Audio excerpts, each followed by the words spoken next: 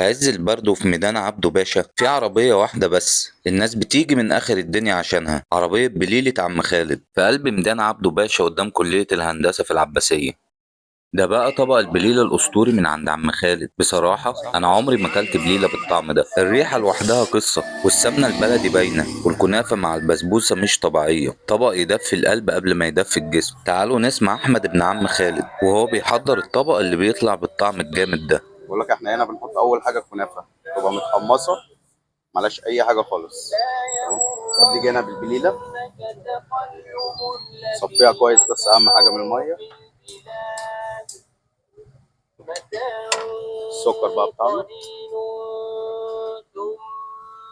المكسرات.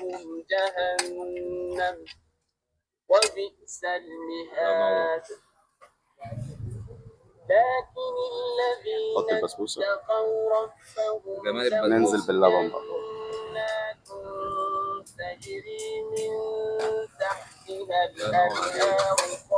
ده بكام الطبق ده؟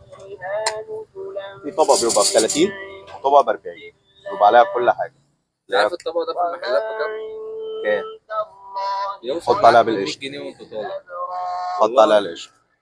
هي الله بتبقى عليك. بتبقى كنافه، بسبوسه، قشطه، لبن، سكر، مكسرات، تمام. كل ده هنا حاجه. من سنة كام كتير؟ احنا هنا الحاج موجود من 2011. من 2011. من ما 2011. شاء الله الحاجة عندكم جامدة جدا على فكرة. الف انا عم. الناس كلها قالت لنا عليك على فكرة، واحنا جايين على الصيف. تنورنا غالي، مكانك في اي وقت. حبيبي.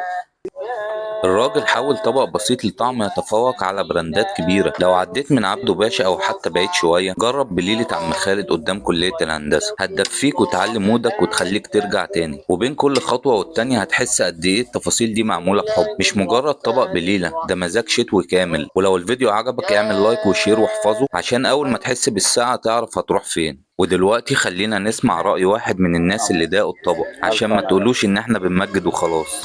اول مره ادوق بليله بطعم وريحه زمان. طعمها جميل جدا والله، مية مية.